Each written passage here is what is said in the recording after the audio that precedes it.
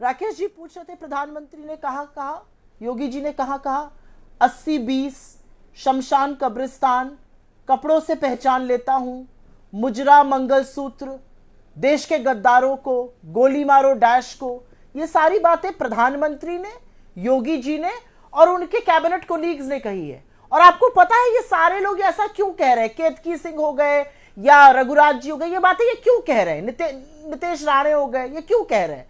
क्योंकि इनको लगता है कि स्टारडम पाने का, इनको लगता है आगे बढ़ने का ये सबसे आसान तरीका है। हिंदू मुसलमान करो, मुसलमान एक समुदाय है उसको गाली दो और उनको विलेनाइज करो और अपनी पार्टी में आगे बढ़ते जाओ।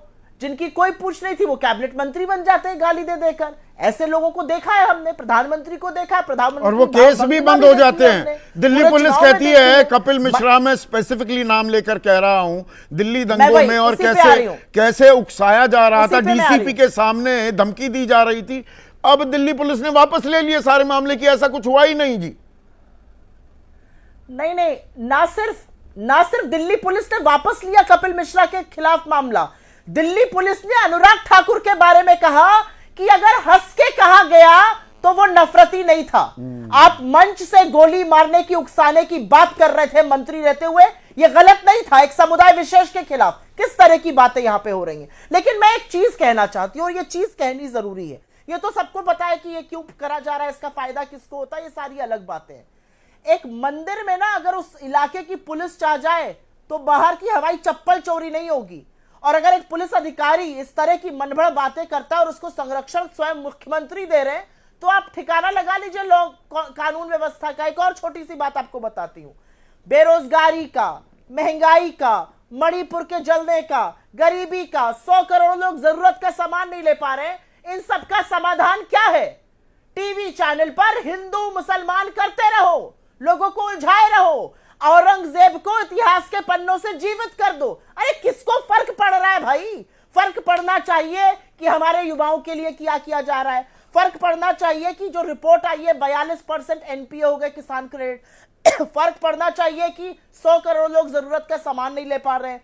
फर्क पड़ना चाहिए कि इस देश की महिलाओं को अपना मंगलसूत्र गिरवी रखकर खर्चा चलाना पड़ रहा है, उसके बारे में कोई बात नहीं। आज असलियत यह है संदीप जी, और मैं आपकी बहुत आदर करती हूं इसलिए मैं इस बात को थोड़ा मुस्तैदी से कहना चाहती हूं।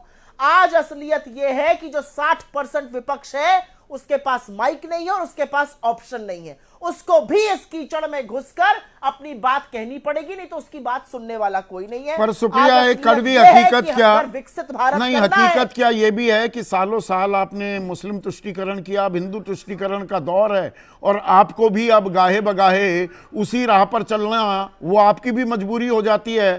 तो बहुत सी बातें जो कही जा रही हैं उनकी खुलकर काट भी नहीं कर पाता है विपक्ष। गलत तो नहीं कह रहा मैं?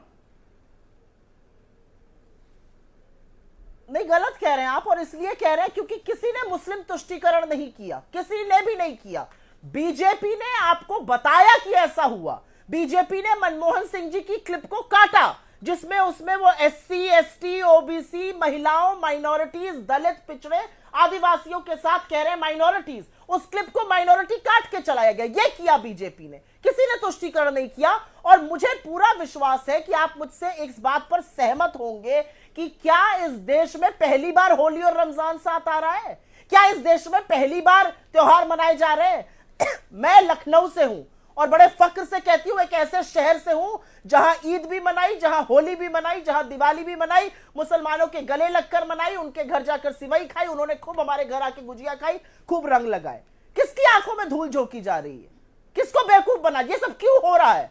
क्योंकि एक वर्ग विशेष को आपको विलेनाइज करना है, अपने वोट बैंक को असल मुद्दों से भ्रमित रखना है। और अगर आप मुझे 30 सेकंड का मौका दे दीजिए तो 3 चीजें बोलना चाहती हूं।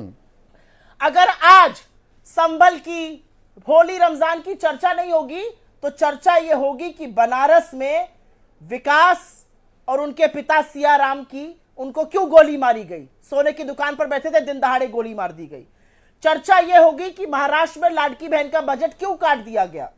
चर्चा यह होगी कि भारत में साल 2022 में 7,000 लोगों ने आर्थिक तंगी से आत्महत्या क्यों की। रोज 19 लोग आर्थिक तंगी से आत्महत्या कर रहे हैं। किसी को फर्क पड़ रहा है? इसलिए ये सारी बातें की जा रही हैं कि इन मुद्दों पर चर्चा ना हो, इसी में पूरे देश को उलझाए रखो। क्या फर्क पड़ रहा है इन चीजों से, मैं ये जानना चाहती हूं। और ये कोई हिंदू समर्थक नहीं है, क्योंकि जितने बेरोजगार हैं उसमें सबसे ज्यादा हिंदू हैं। जितनी महिलाओं ने मंगलसूत्र गिरवी रखा है सबसे ज्यादा महिलाएं हिंदू हैं। जितने लोग गरीबी से जूझ रहे हैं सबसे ज्यादा हिंदू हैं। तो ये हिंदू समर्थक भी नहीं है, ये भी आपको बता दूं। तो